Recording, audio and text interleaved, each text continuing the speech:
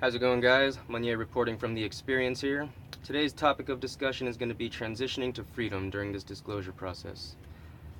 Now, as this disclosure process unfolds and the secret space programs and the crimes against humanity that have been committed in order to keep them secret are exposed, a lot of people are going to need an acclimation and rehabilitation period. They're going to need time to accept the vast scope of the lies and the crimes that have been perpetrated on the people of Earth, and they're going to need a healing period to move past the grief once they've accepted that. The alliance is made of various factions with varying goals.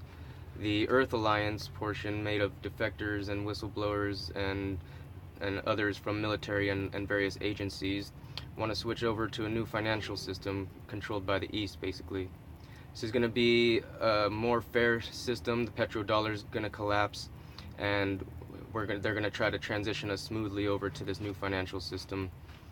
Basically, it's going to be a more fair enslavement system, as it's still a money system.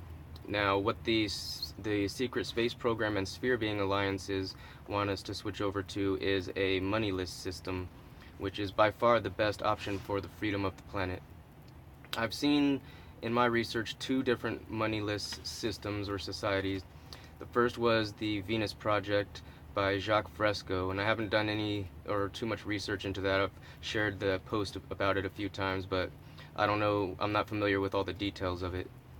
The other one I'm aware of and I'm far more familiar with is Ubuntu, which was founded by Michael Tellinger. And these moneyless systems can be implemented before, during, or after the disclosure process. It's basically a matter of people becoming aware of them and deciding that they want to implement them.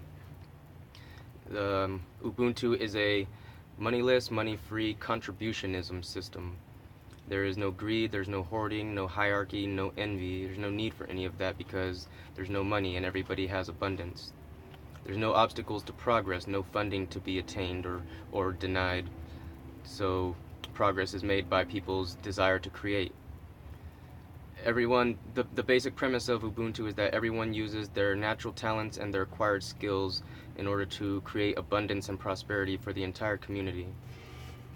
Now, in a full disclosure scenario, we will also gain access to the various free energy technologies, the Star Trek tech.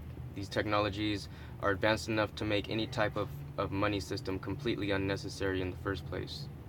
Now, in a partial disclosure scenario, which is what the Cabal is trying to roll out, they're going to give us just enough technology, enough ancient finds to distract people from their crimes, and they're hoping to be able to stay in power.